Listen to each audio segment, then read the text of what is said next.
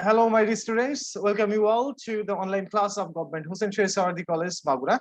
And those who are new to this class, this is Mohammad Rajibul Hassan Rajib, lecturer in English, Government Hussein Sheikh Saadi College, Magura. And today we are going to discuss about modifiers. Now we have been talking about modifiers and different terms of modifiers, different terms, different grammatical terms actually, that are very essential to complete modifiers. In order to perform modifier very efficiently, you need to know all these terms. So if you have skipped my previous classes, please go back and watch these videos. Those are already uploaded in our on Facebook page. So without any further ado, let's get started. Okay. Today I'm going to talk about relative clause and relative clause and relative pronouns. So sometimes you will be asked to complete the sentence or modify a word with a relative clause. So what are relative clauses? You have been very acquainted with phrase and clause, right? So today we will see how phrases and clauses differ. So let's get started. আজকে আমরা তাহলে দেখবো যে কিভাবে relative clause গুলা আসে। দেখো অনেক ক্ষেত্রে তোমাদেরকে বলা হতে পারে যে মডিফাই করো অমুক ওয়ার্ডটাকে, অথবা যে কোনো একটা ওয়ার্ড তোমাদেরকে দিয়ে দেওয়া হবে এবং তারপর বলা হবে এটাকে মডিফাই করতে হবে একটা রিলেটিভ ক্লজ দিয়ে। আসলে রিলেটিভ ক্লজটা কি আমাদের প্রথমে তাহলে জানতে হবে। রিলেটিভ ক্লজের ব্যাপার বা ক্লজের সম্পর্কে আমাদেরকে জানতে হবে যে আমাদের যদি ফ্রেজ এবং ক্লজ সম্পর্কে ধারণা থাকে তাহলে আমরা এই দুইটা টার্ম অথবা এই যে এই গ্রামাটিক্যাল ব্যাপারটা অতি সহজেই আমরা এটা সলভ করতে পারবো। আমরা জানি যে ফ্রেজ আর ক্লজ ডিফার করে to some extent, right? Phrase হচ্ছে সেই সকল ওয়ার্ডস অর্থাৎ গ্রুপ অফ ওয়ার্ডস যার ভিতরে কোনো ফাইনাইট ভার্ব থাকে না, যেটার ভিতরে কোনো ফাইনাইট ভার্ব থাকবে না এবং যারা গ্রুপ অফ ওয়ার্ডস এবং যারা কাজ করবে একটি পার্ট অফ স্পিচের মতো, তাদেরকে আমরা বলি phrase. On the other hand clause বলি একটা সেন্টেন্সের একটা অংশ, বাক্যের একটা অংশকে, অর্থাৎ বাক্যাংশ বাংলায় বললে, যার ভেতরে একটা ফাইনাইট ভার্ব থাকে, যার ভেতরে একটা ফাইনাইট ভার্ব থাকে এবং যেটা সেন্টেন্সের একটা অংশ হিসেবে কাজ করে, তাকে আমরা বলি ক্লজ। এখন যখন তোমাদেরকে বলা হবে যে complete the sentence using a relative clause, আসলে তখন আমাদেরকে যে কোনো একটা এক ধরনের ক্লজ আমরা ওইখানে তৈরি করতে পারলেই হবে। আমরা রিলেটিভ প্রোনাউন সম্পর্কে অলরেডি হয়তো আমরা সবাই জানি, তাই না? আমরা এর আগে হয়তো তোমরা হয়তো এটা পড়ে থাকবে। এখানে গ্রামারের বেসিক কিছু আইডিয়ার মধ্যে, ওয়ার্ডের মধ্যে, কিছু টার্মের মধ্যে রিলেটিভ প্রোনাউনের ব্যাপারটা হয়তো বারবার তোমাদের সামনে হয়তো আলোচনা হয়েছে, নিশ্চয়ই তোমরা শুনে থাকবে। যেমন রিলেটিভ প্রোনাউন কোনগুলা? হু, হুইচ, হোয়াট, দ্যাট, হাউ, হ্যাঁ, এই শব্দগুলা এইগুলো কি করে? রিলেট করে। রিলেট মানে কি? আমরা জানি রিলেট মানে হচ্ছে সম্পর্ক যুক্ত করা। সম্পর্ক যুক্ত করা, যখন দুইটা সেন্টেন্সকে একটা রিলেটিভ প্রোনাউনের মাধ্যমে সম্পর্ক যুক্ত করা হচ্ছে, তখন তাকে বলা হচ্ছে রিলেটিভ প্রোনাউন। এবং ওই রিলেটিভ প্রোনাউন থেকে বাদবাকি যে ক্লজটা তৈরি হচ্ছে তাকে আমরা বলি রিলেটিভ ক্লজ। দেখো রিলেটিভ প্রোনাউনের ব্যাপারটা আমাদের একটু ক্লিয়ারলি বুঝে নিতে হবে, না হলে এই রিলেটিভ ক্লজ তৈরি করা তোমাদের জন্য ডিফিকাল্ট হবে। আমি একটা উদাহরণ দিই, খুব ভেরি ইজি একটা উদাহরণ। যেমন ধরো দুইটা সেন্টেন্স আমি লিখলাম, I know the man, full stop. হ্যাঁ, প্রথম sentence I know the man, তারপর লিখলাম হি কেম হিয়ার ইয়েস্টারডে। তাহলে সেন্টেন্সটা দুটো কি হলো? I know the man, he came here yesterday. এবার এই সেন্টেন্সটাকে যদি আমরা একটি সেন্টেন্সে কনভার্ট করতে চাই তাহলে আমরা এভাবে বলতে পারি, I know the man who came here yesterday. I know the man who came here yesterday. তাহলে এখানে I know the man who came here yesterday, এবং এটা কিন্তু একটা সেন্টেন্স, এটা কিন্তু আমরা দুইটা সেন্টেন্স না। তাহলে এই যে হু মাঝে যে একটা শব্দ আমরা ইউজ করলাম হু, এই হুটা দেখো দুইটা সেন্টেন্সকে রিলেট করেছে এবং সম্পর্ক যুক্ত করেছে।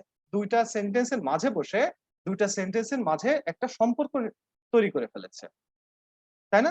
যুক্ত করেছে দুইটা সেন্টেন্সকে। এর কারণে বলা হচ্ছে রিলেট করা, সম্পর্ক যুক্ত করা। তাহলে যে সকল ওয়ার্ড, যে সকল প্রোনাউন সম্পর্ক যুক্তকারী হিসেবে কাজ করবে, তা সে সকল প্রোনাউনকে আমরা বলি রিলেটিভ প্রোনাউন। রিলেটিভ মানে এখানে কিন্তু আত্মীয় না, রিলেটিভ মানে এখানে সম্পর্ক যুক্তকারী। তাহলে আমরা ডিটেইলসে দেখব যে রিলেটিভ প্রোনাউন গুলো কিভাবে কাজ করে। তাহলে আমাদের স্ক্রিনটা শেয়ার করতে হবে।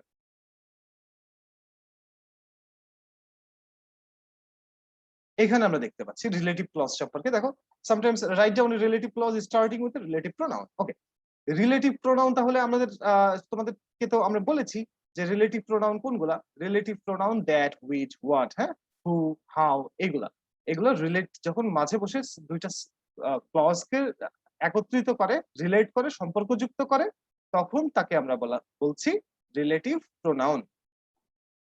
এখানে দেখো, I met him in the village market. I met him in the village market. Okay, then এখানে বলা হচ্ছে post modify the noun phrase with a relative clause. এখানে তাহলে নাউন ফ্রেজ কোনটা? নাউন ফ্রেজ ভিলেজ মার্কেট, এটা noun phrase. Noun phrase কে কি করতে হবে? এটা রাইট মার্ক না করে আমরা ব্ল্যাক মার্ক থাক, এখানে আমরা আন্ডারলাইন করে রাখি। So I met him in the village market. এরপরে এই শব্দটাকে আমরা একটা রিলেটিভ প্রোনাউন এখানে, সরি, রিলেটিভ ক্লজ এখানে ইউজ করতে বলেছে। আবার সেকেন্ড সেন্টেন্সটা দেখি, the fox dash insisted the other foxes to cut their tails. The fox, fox এখানে বলছে post modify the noun with a relative clause. তাহলে এখানেও একটা রিলেটিভ ক্লজ ইউজ করতে বলা হয়েছে। এবং তারপরে কিন্তু সেন্টেন্সটা শেষ হয়ে যায়নি। দেখো, এখানে বলা হচ্ছে ইনসিস্টেড, ইনসিস্ট মানে বাধ্য করা, অন্যকে প্ররোচিত করা। insisted the other foxes to cut their tail. তেমনি অ্যানসার আমি দিয়ে দিচ্ছি, আমরা সেন্টেন্সটা একটু প্যাটার্নটা খেয়াল করি। I stopped the man, I stopped the man, অর্থাৎ আমি মানুষটাকে থামিয়েছিলাম। Post modify the noun with a relative clause. এই নাউনটাকে দ্য ম্যান, হ্যাঁ, দ্য ম্যান, তাহলে এখানে নাউন আসছে দ্য ম্যান, এখানে নাউন, এটাকে আমরা কি করতে হবে? একটা এরপরে রিলেটিভ ক্লজ ইউজ করতে হবে। তাহলে রিলেটিভ ক্লজ কখন ইউজ করতে হবে? অর্থাৎ এমন কিছু ওয়ার্ড, তাহলে রিলেটিভ প্রোনাউন আগে নিয়ে আসতে হবে। আমরা জানি রিলেটিভ প্রোনাউন, কিছুক্ষণ আগে আমরা বলেছি রিলেটিভ প্রোনাউন কোনগুলা, দ্যাট, হুইচ, হোয়াট, তাই না, হু, হাউ, হু, এইগুলা। তোমরা এই টেস্ট সম্পর্কে ডিটেইলস পাবা তুমি প্রোনাউনের ক্লাসিফিকেশনে যাবে। তোমাদের কাছে নিশ্চয়ই ভালো কোনো গ্রামারের বই আছে, যে কোনো গ্রামারের বইয়ে তুমি প্রোনাউন চ্যাপ্টারে যাবে এবং চ্যাপ্টারে গিয়ে রিলেটিভ প্রোনাউন অর্থাৎ প্রোনাউনের ক্লাসিফিকেশন দেখবে। প্রোনাউনের ক্লাসিফিকেশনের মধ্যেই রিলেটিভ প্রোনাউন সম্পর্কে বলা আছে। I met him in the village market, তাহলে ভিলেজ মার্কেটটাকে আমাদেরকে কি করতে হবে? মডিফাই করতে হবে। কি হলো? I met him in the village market which was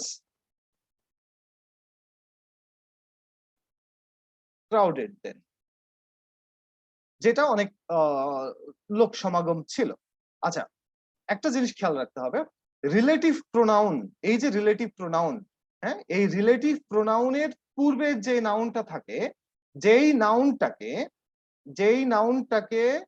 কি করে? রিলেটিভ প্রোনাউন মডিফাই করে, তাকে বলা হচ্ছে এই রিলেটিভ প্রোনাউনের অ্যান্টিসিডেন্ট। মনে থাকবে, এই রিলেটিভ প্রোনাউনের অ্যান্টিসিডেন্ট হলো ভিলেজ মার্কেট, অর্থাৎ এই নাউন ফ্রেজটা, অর্থাৎ যার সম্পর্কে ওই রিলেটিভ প্রোনাউনটা ব্যবহৃত হলো, তাকে বলা হচ্ছে এই রিলেটিভ প্রোনাউনের অ্যান্টিসিডেন্ট। নিশ্চয়ই বুঝতে পেরেছো? না বুঝলে আবার শুনবে। রিলেটিভ প্রোনাউনের অ্যান্টিসিডেন্ট বলতে বোঝায় রিলেটিভ প্রোনাউনের পূর্বে যে নাউনটা থাকে তাকে বলা হয় রিলেটিভ প্রোনাউনের অ্যান্টিসিডেন্ট। এটা কেন বলছি? কারণ এই যে পরবর্তীতে যে ভার্বটা আসবে, ওয়াজ ক্রাউডেড বা ওয়াজ আমরা লিখলাম, এখানে যে ওয়্যার লিখি নাই, এটার পেছনে কারণটা হচ্ছে এই যে ভিলেজ মার্কেট, এটা সিঙ্গুলার। হুইচ দেখে তুমি কখনো বুঝতে পারবে না এটা সিঙ্গুলার, এই হুইচ এর পরে সিঙ্গুলার ভার্ব আসবে নাকি প্লুরাল ভার্ব আসবে। এটা কি দেখে বোঝা যায়? এটা দেখে বোঝা যায় এই নাউনটা দেখে, অর্থাৎ রিলেটিভ প্রোনাউনের অ্যান্টিসিডেন্ট অনুযায়ী সবসময় ভার্ব আসবে। তাহলে এখানে অনেক ক্ষেত্রে কোশ্চেন আসে, তোমাদের ইউনিভার্সিটি অ্যাডমিশনেও তোমরা এরকম পাবে যে হয়তো তোমাকে এরর ফাইন্ডিং দেবে, যে এখানে 5টা এরর দেবে, তার ভিতরে কোনটা ভুল। তোমরা অনেক ক্ষেত্রে এরকম দেখলে বুঝতে পারবা যে এখানে ওয়াজ হবে নাকি ওয়্যার হবে। অর্থাৎ রিলেটিভ প্রোনাউনের পূর্বে যে নাউনটা থাকবে সেই অনুযায়ী এখানে ভার্বটা আসবে। তাহলে বুঝতে পারছো village market singular idea, singular noun, তার জন্য এখানে ওয়াজ হয়ে যাচ্ছে। যাই হোক, এটা আমরা অফ টপিকে চলে গেলাম। যাই হোক, এখানে আমরা মূল টপিকে ফিরে আসি। তাহলে আমরা এখানে দেখলাম যে আমরা হুইচ, এখানে হুইচ সহ বাদ বাকি যে অংশটুকু সেইটা কে বলা হচ্ছে রিলেটিভ ক্লজ। এখন বাই চান্স তোমাকে যদি বলা হতো এখানে post modify the noun phrase with an adjective clause, যদি তা বলা হতো তাহলেও কিন্তু তুমি সেম জিনিসটাই লিখতে। এখানে ঘাবড়ে যাওয়ার কোনো কিছু নাই। তোমাকে এখানে যদি বলা হতো, আমি আই রিপিট, এখানে যদি বলা হতো যে post modify the noun phrase with an adjective clause, যদি অ্যাডজেক্টিভ ক্লজ এখানে ইউজ করতে হতো, এখানে বলেছে রিলেটিভ ক্লজ, বাট তোমাকে যদি অ্যাডজেক্টিভ ক্লজও ইউজ করতে হতো, তোমাকে আসলে এই একই জিনিস বা এই হুইচ দিয়েই বা অন্য কোনো যে কোনো সেন্টেন্স, যে কোনো একটা ক্লজ তৈরি করতে হতো। কেন তৈরি করতে হতো? এটা কেন অ্যাডজেক্টিভ ক্লজ? আসলে আমরা যখন ক্লজের ক্লাসিফিকেশন দেখবো, কি বলা যাচ্ছে, আমি কি বলতে পারি তোমাদেরকে, আনফরচুনেটলি তোমাদের এই সকল গ্রামার গুলো আসলে তোমাদের সেকেন্ড পেপার বইয়ে ইনক্লুডেড নাই। কখনো হয়তো আলোচনার খাতিরে হয়তো একদিন ডিটেলস আলোচনা করা যেতে পারে, কিন্তু এই বিষয়গুলো আসলে দরকার ছিল আমাদের সিলেবাসে যদি ইনক্লুডেড থাকতো, তাহলে আমরা এটা নিয়ে আরো বেশি আলোচনা করতে পারতাম। ফ্রেজ এবং ক্লজেস দুইটা বিষয়ে কারোর যদি দক্ষতা থাকে, কেউ যদি গ্রামারটা একটু ভালো করে বোঝে এবং ভোকাবুলারি ভালো করে বোঝে, তার কাছে ইংলিশ একেবারে সহজ। সো ভালো লিখতে হলে ক্লজ সম্পর্কে ভালো আইডিয়া থাকা দরকার। ক্লজ এবং ফ্রেজ সম্পর্কে ভালো লিখতে হলে অবশ্যই এই দুটো সম্পর্কে ভালো আইডিয়া থাকতে হবে। যাই হোক, তাহলে আমরা এখানে ক্লজের ক্লাসিফিকেশন যদি করি, ক্লজের ক্লাসিফিকেশন করলে আমরা নাউন ক্লজ পাই, অ্যাডজেক্টিভ ক্লজ পাই এবং অ্যাডভার্বিয়াল ক্লজ পাই। তো এটা নাউন ক্লজ না, এটা অ্যাডজেক্টিভ ক্লজের মধ্যেই পড়ে। এই যে এই ক্লজটা কেন অ্যাডজেক্টিভ ক্লজ, তোমাকে একটা সিম্পল একটা হিন্ট দিয়ে দেই, একটা ট্রিকটা হচ্ছে, কখনো যদি দেখো যে রিলেটিভ ক্লজের আগে কোনো নাউন আছে বা নাউন ফ্রেজ আছে, যেই ফ্রেজটাকে রিলেটিভ ক্লজ মডিফাই করেছে বা তার সম্পর্কে অতিরিক্ত তথ্য দিচ্ছে, জেনে নিও এই ক্লজটা অ্যাডজেক্টিভ ক্লজ। ঠিক আছে? যেহেতু এটা রিলেটিভ প্রোনাউন দিয়ে শুরু হয়েছে, এটা অফকোর্স রিলেটিভ ক্লজ, অর্থাৎ রিলেটিভ ক্লজ বলা যেতে পারে বৃহৎ অর্থে। বাট এটাকে যদি তুমি কি বলা যায়, খুব অল্প ভাষায় বা কি বলা যায়, গ্রামারের একেবারে লোয়েস্ট ইউনিটে এটাকে ভাগ করতে চাও বা ডিফাইন করতে চাও, তাহলে এটাকে বলা যেতে পারে এটা একটা অ্যাডজেক্টিভ ক্লজ। কারণ অ্যাডজেক্টিভ ক্লজের কি থাকে, এইখানে রিলেটিভ প্রোনাউনের আগে একটা অবশ্যই নাউন অথবা নাউন ক্লজ ফ্রেজ থাকবে, যেটাকে এই অংশটা তার সম্পর্কে অতিরিক্ত তথ্য দেবে। এখানে দেখো ভিলেজ মার্কেট সম্পর্কেই আমরা এই অতিরিক্ত তথ্যটা দিলাম, যে যেটা অনেক ক্রাউডেড ছিল তখন। কোনটা ক্রাউডেড ছিল? এই ভিলেজ মার্কেট। নেক্সট আমরা চলে আসি দ্য ফক্স। এখানে বলেছে the fox dash insisted the other foxes to cut their tails. তাহলে এখানে দ্য ফক্স সম্পর্কে অতিরিক্ত তথ্য আমাদেরকে দিতে হবে, এবং এখানে বলা হচ্ছে post modify the noun with a relative clause. তাহলে এখানে আমরা কি লিখতে পারি? ফক্স সম্পর্কে দ্যাট লিখতে পারি। দ্যাট দিয়ে আমরা ফক্স কে আমরা যদি মডিফাই করতে চাই, আমরা একটা যদি রিলেটিভ প্রোনাউন লাগে, আমরা তো হু নিয়ে আসতে কি পারি? হু কখন বসে? হু তো ব্যক্তির জন্য বসে। তাহলে আমরা প্রাণীর জন্য আমরা দ্যাট ইউজ করতে পারি। The fox that lost its tail insisted. তাহলে এটা কি হলো? আমরা এটা আপাতত অমিট করি, এটা যেহেতু ইনস্ট্রাকশনটুকু বাদ দিই, পুরো সেন্টেন্সটা খেয়াল করি। The fox that lost its tail, যেটা তার টেইল মানে লেজ যেটা তার লেজ হারিয়েছিল, insisted who insisted? The fox insisted. Fox বাধ্য করেছিল, ইনসিস্ট করেছিল, চাপ প্রয়োগ করেছিল the other foxes to cut their tails, অন্যান্য ফক্সদেরও বলেছিল লেজটা কেটে ফেলতে। ঠিক আছে? তাহলে আমরা ফক্সের জন্য কি নিয়ে আসলাম? একটা প্রথমে রিলেটিভ ক্লজ বললে অবশ্যই একটা রিলেটিভ প্রোনাউন নিয়ে আসবে আগে, তারপরে কি এবার সেই অনুযায়ী ভার্ব আসবে। ভার্ব অবশ্যই থাকতে হবে, কারণ এই অংশের ভেতরে অবশ্যই একটা ফাইনাইট ভার্ব থাকবে। আমরা জানি ফাইনাইট ভার্ব মানে কি, রাইট? ফাইনাইট ভার্ব কি? ফাইনাইট ভার্বটা হচ্ছে সেই ভার্বটা যেই ভার্ব থেকে টেন্স আইডেন্টিফাই করা যায়। তাকে আমরা বলি ফাইনাইট ভার্ব, রাইট? এটা দেখে টেন্স আইডেন্টিফাই করা যায়, এটা কোন টেন্স, প্রেজেন্ট টেন্স, পাস্ট নাকি ফিউচার টেন্স, আমরা আইডেন্টিফাই করতে পারি। তাহলে এটাকে বলি আমরা finite verb. The fox that lost its tail insisted the other foxes to cut their tails. Right? আমরা এভাবে লিখতে পারি। তুমি অন্য কিছু চাইলে অন্য কিছু লিখতে পারো, তো যদি মিনিংফুল হয়। অবশ্যই এটা কোহেসিভ হতে হবে এবং মিনিংফুল হতে হবে, অর্থাৎ সামঞ্জস্যপূর্ণ হতে হবে। যেমন আমি একটা খুব মোস্ট কোটেড নোটেড বা খুব প্রায়ই এই কথাটা বলি ক্লাসে তোমাদের, যে Rabindranath Tagore dash is a famous poet. আচ্ছা, এই যে রবীন্দ্রনাথ ঠাকুর সম্পর্কে বলা হচ্ছে, Rabindranath Tagore dash is a famous poet, এটাকে যদি বলি যে post modify the noun, post modify the noun. এখানে রবীন্দ্রনাথ ঠাকুর, আমরা জানি যে রবীন্দ্রনাথ ঠাকুর সম্পর্কে বলা হচ্ছে, তার সম্পর্কে যে কোনো একটা তথ্য দিতে বলা হচ্ছে। এখন তুমি যদি তথ্যটা দাও, এখানে যদি এমন কিছু লেখো যেটা আসলে মিনিংফুল হয় না বা কিন্তু গ্রামাটিক্যালি কারেক্ট, সেটাও কিন্তু ভালো, তুমি নাম্বার পাবে না সেক্ষেত্রে। যেমন তুমি যদি এখানে লেখো যে রবীন্দ্রনাথ ঠাকুর এ মুসলিম পোয়েট, এ মুসলিম পোয়েট, হ্যাঁ, এটা যদি তুমি লেখো তাহলে তুমি কিন্তু নাম্বার আসবে না, কারণ এখানে তুমি ইনফরমেশনটা ভুল। বাট এখানে এখানে তো এই যে এখানে কমা দিতে হবে, হ্যাঁ, এটা অ্যাপোজিটিভ হিসেবে উল্লেখ করা যায়, অ্যাপোজিটিভ। সো এ মুসলিম পোয়েট, এটাতে নাম্বার আসবে না। কেন আসবে না তুমি বুঝতেই পারছো, যে এটা বাক্যের যোগ্যতা হারিয়ে ফেলেছে, তাই না? বাক্যের যোগ্যতা নাই। সো এমন কিছু লেখা যাবে না যেটা কোহেসিভ হয় না, এমন কিছু আনবে না। যাক, তো আমরা লিখবো যে মিনিংফুল কোনো কিছু হয়, এবং তোমরা এটা ভালো করতে হলে, মডিফায়ার ভালো করতে হলে পুরো প্যাসেজটা পড়বে, পুরো প্যাসেজ পড়ে এবার সেই অনুযায়ী একটা অ্যান্সার রেডি করবে। হ্যাঁ, আগে প্যাসেজটা পড়ে বুঝতে হবে যে এটা পালসটা কি, রাইট? অর্থাৎ এটা কি নিয়ে আলোচনা করছে, তখন সেই অনুযায়ী তাহলে একটা পারফেক্ট ওয়ার্ড আসবে। I stopped the man. Next আমরা এটা দেখি, post modify the noun with a relative clause. আবার সেম কেস, রিলেটিভ ক্লজ, অথবা এখানে যদি বলা হতো অ্যাডজেক্টিভ ক্লজ, তাহলে কি হতো, সেম জিনিস, তুমি একই জিনিস লিখতে। Next, I stopped the man, তাহলে আমরা ম্যানের জন্য কোন প্রোনাউন নিয়ে আসতে পারি? হু, হুইচ, হোয়াট, দ্যাট, এর মধ্যে কোনটা আসতে পারে? নিশ্চয়ই তোমাদের মাথায় চলে এসেছে হু দিয়ে কিছু লেখা যেতে পারে, কারণ ম্যানের পরিবর্তে হু নিয়ে আসা যায়।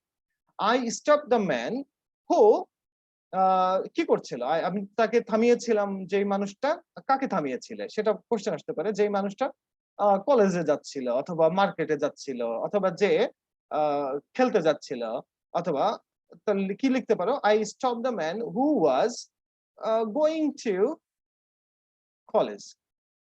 I stop the man who was going to college, যে কলেজে যাচ্ছিল আমি সেই মানুষটাকে থামিয়েছিলাম। হু ওয়াজ গোয়িং টু কলেজ, এখানে যে হু ওয়াজ গোয়িং টু কলেজ, এই অংশটুকু এটাকে বলা হচ্ছে রিলেটিভ ক্লজ, কারণ এখানে দেখো রিলেটিভ প্রোনাউন দিয়ে শুরু হয়েছে, ভিতরে ফাইনাইট ভার্ব আছে, এটা দেখে বুঝতে পারো, ওয়াজ দেখে বুঝতে পারো এটা past tense, right? So was going to college. তো আমরা এইভাবে রিলেটিভ ক্লজ থাকলে আমরা এইভাবে সেন্টেন্স গুলো কমপ্লিট করার চেষ্টা করব। তাহলে আমরা আজকের মতো আমরা এই ক্লাসটা এখানেই সমাপ্ত ঘোষণা করতে চাচ্ছি। এটার কারণ হচ্ছে এই টপিকটা খুবই ইম্পর্টেন্ট একটা টপিক, এবং আমি চাই যে প্রত্যেকটা স্টুডেন্ট যারা এই ভিডিওটা দেখছো, এই ভিডিওটা 2 থেকে 3 বার দেখবে, এবং যতক্ষণ না পর্যন্ত বুঝবে এটা দেখতে থাকবে। এবং যদি কোনো কোশ্চেন থাকে অবশ্যই আমাকে এটা আস্ক করবে in the comment section, right? আমি সবসময় বলি, write down in the comment section if you have anything to ask me. I will try to give reply to your question, right? So no more today. We'll meet in the next class. Till then, tata, adieu, bye bye.